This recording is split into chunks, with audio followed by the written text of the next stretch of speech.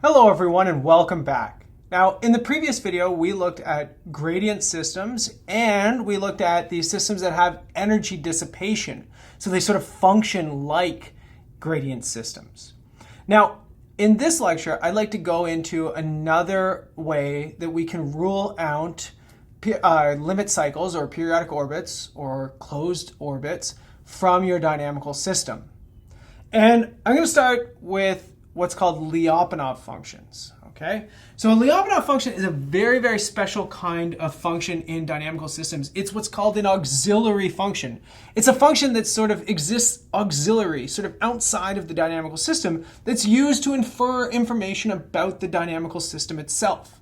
Now, auxiliary functions turn out to be one of the areas that I actually do active research in mathematics on. I really love auxiliary functions. I think that they are, they can answer a lot of powerful questions in dynamical systems, and it all comes down to finding specific functions to do a task inside the dynamical system. So here's going to be your first taste, a Lyapunov function. So Lyapunov function. So, well, in this case, let's start with the definition. Let's say given, okay, imagine we're given a planar dynamical system. I'm going to write it as vector form, x vector. So in this case with x vector and R2, so x, y variables. With a fixed point,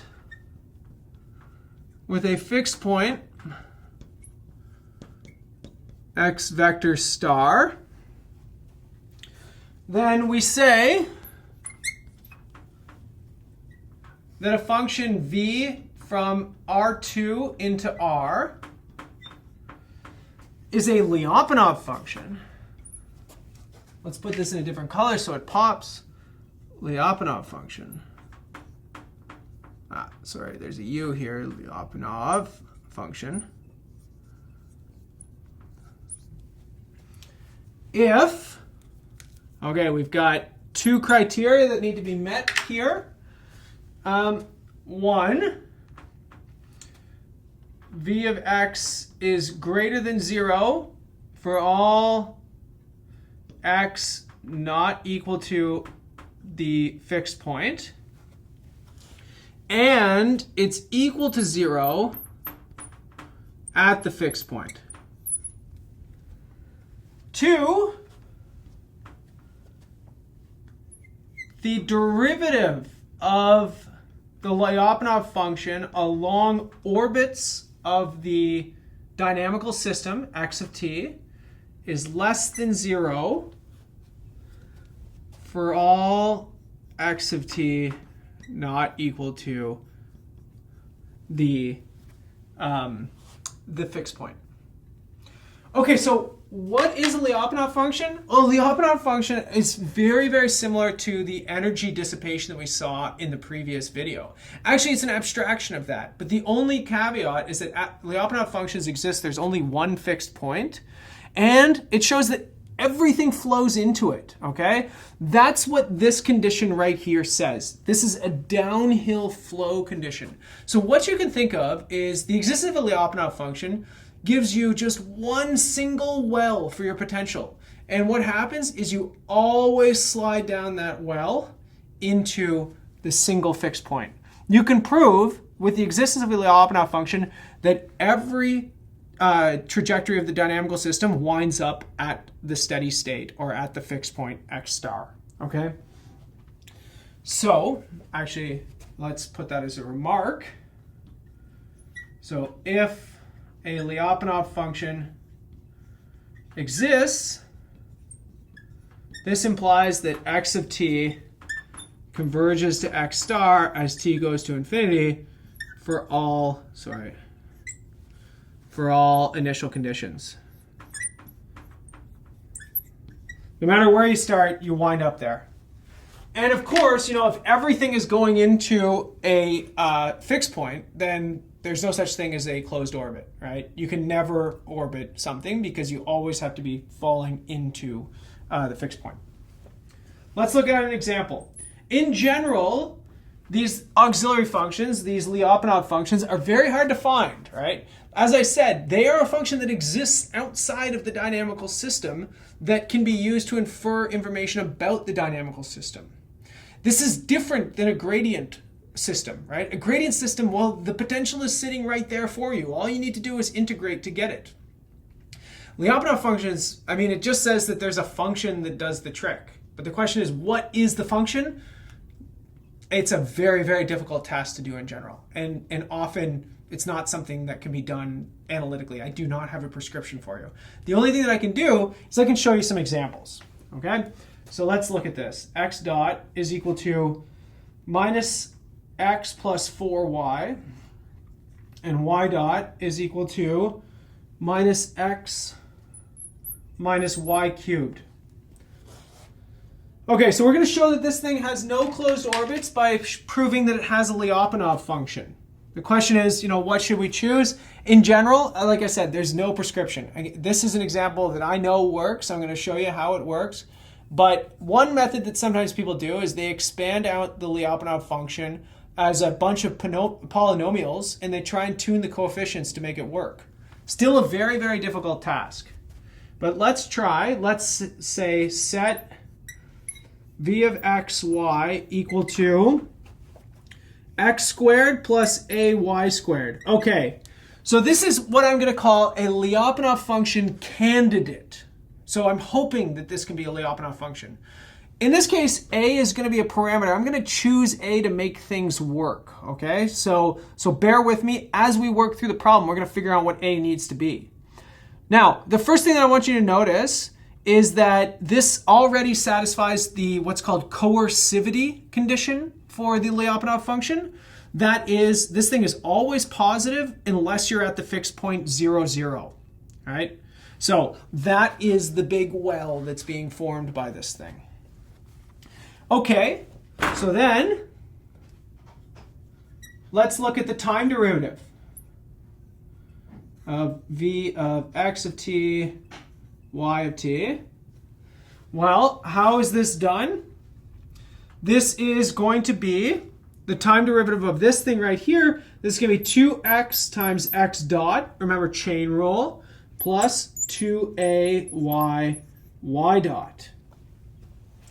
Now, I know what x dot and y dot are. Let's fill them in. So I get 2x times minus x plus 4y, and then plus 2ay times minus x minus y cubed, which, let's clean it up a little. I get minus 2x squared plus 8 minus 2a xy minus 2ay to the 4. So let's take a look at this. I want this to be negative everywhere according to this prescription right here.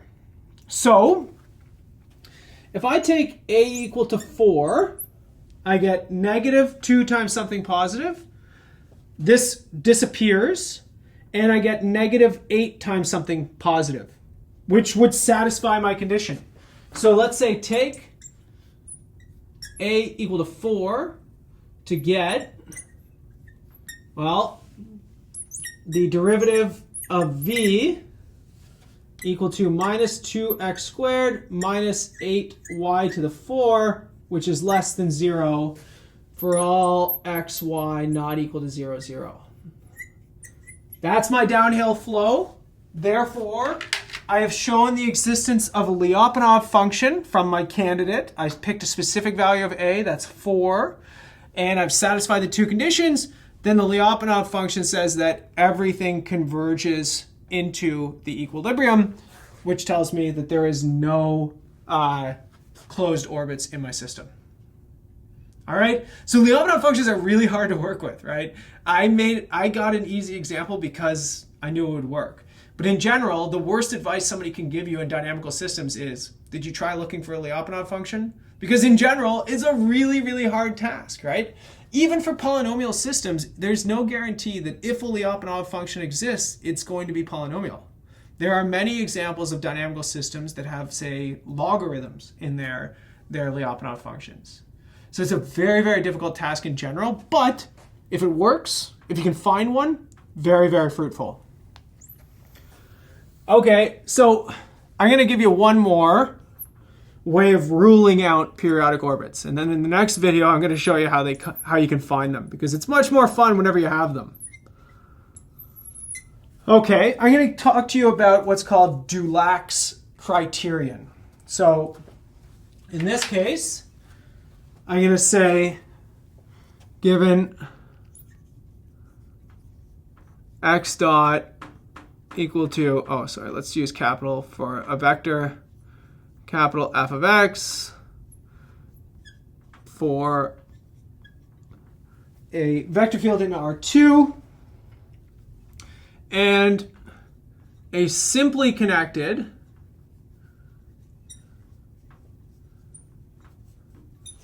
domain.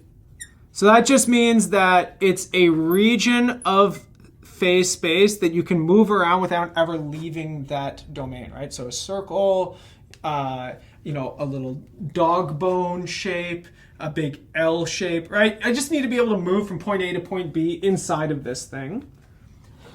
Then if there exists a function from the real numbers into the real numbers such that the gradient, the divergence of G times the vector field, x dot, has one sign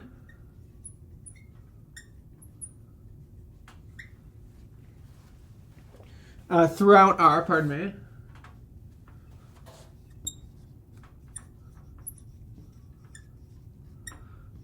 Throughout R, then x dot equal to f of x has no closed orbits.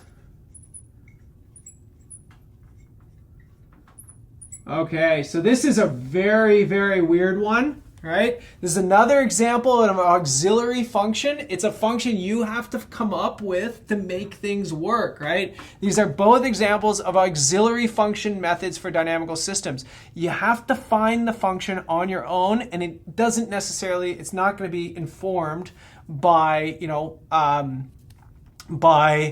what the vector field looks like, right? It's a lot of guess and check. It's very, very difficult to do.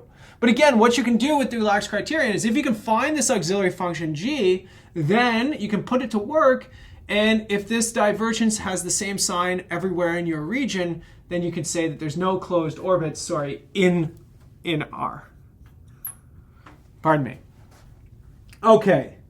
So the proof of this thing actually requires Green's theorem. It's a multidimensional calculus result, so we're not going to go into it. But go maybe pause the video, refresh yourself on Green's theorem, and see if you can see where this is going to fit in, okay? But let's actually do an example here. So again, very, very difficult to apply these auxiliary function methods. And that just comes from the fact that, it's a guess and check game.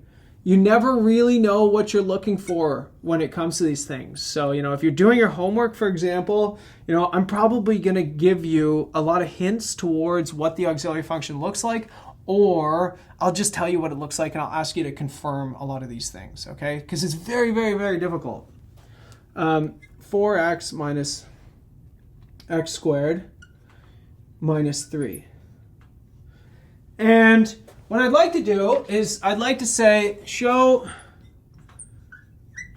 no closed orbits in the positive quadrant of the plane, okay? So you could, for example, maybe you could try and do this with the rabbits and sheep model. But again, good luck finding G. It's very, very difficult. Well, the solution I'm going to set, so again, I know what G should look like. Sorry, this should go from R2 into R, pardon me. G of xy, in this case, let's do 1 over xy. Again, I knew what the answer was going to be, designed the problem so that it could have an answer, so I could apply Dulac's criterion. In general, very, very difficult. And what I want you to notice here, polynomial, not a polynomial. So it's not that easy, right? It's not just search for polynomials. But nonetheless, let's actually apply Dulac's criterion here. So what do we get? Well, this is a divergence, so it's going to be the partial derivative with respect to x of, in our case, so 1 over xy times this thing, it's going to be 2 minus x minus y over y, and then plus the partial derivative with respect to y. Again, the y's are going to get knocked off, 4x minus x squared minus 3 over x. And in this case, there's really not a whole lot, right? This thing doesn't depend on y, so goodbye. The only piece of this that depends on y actually is the minus x over y term. So I get minus 1 over y, which this thing is less than 0 for all positive y. So since I am looking at this simply connected domain, it's the positive quadrant, I can move from anywhere to anywhere else inside of that without ever leaving. Then I can apply Dulac's criterion here, and that will tell me that I have no closed orbits. Let's do one last example. Let me just give you another fun one. You can work this out on your own. I'm just going to give you the dynamical system. X dot is equal to y. Y dot is equal to minus x minus y plus x squared plus y squared. Again, these are all sort of built to have examples. In this case, I'm going to show it has no fixed point or no sort of closed orbits anywhere in the whole domain. So my r here is going to be all of r squared. You can do this by letting g of xy equal to e to the minus 2x, and I'm going to just tell you what happens. You can work this out on your own. I think it's a fun little exercise. But essentially what you get here when you apply Dulac's criterion is you get this thing, which is less than 0 for all x, y, and r2. So what have we learned today? If you can use these auxiliary function methods, definitely use them, right? They're very, very powerful techniques in dynamical systems and nonlinear science in general. Lyapunov functions and Dulac's criterion, they provide ways of finding functions that are, sort of separate from the dynamical system that can be used to infer information about said dynamical system. If you can find them, great. They're very powerful tools, but in general, quite difficult to actually, apply some of these things without the aid of a computer sometimes. As I said, this is an active component of my own research, is looking at these auxiliary functions and trying to systematize the search for things like Lyapunov functions. Okay, when we come back in the next video, we're going to look at the Poincaré-Bendixson theorem, how we can prove that closed orbits and limit cycles actually exist in dynamical systems. So get away from the negative and get into the positive. Let's look at some fun examples. Okay, I'll see you in the next video, everybody.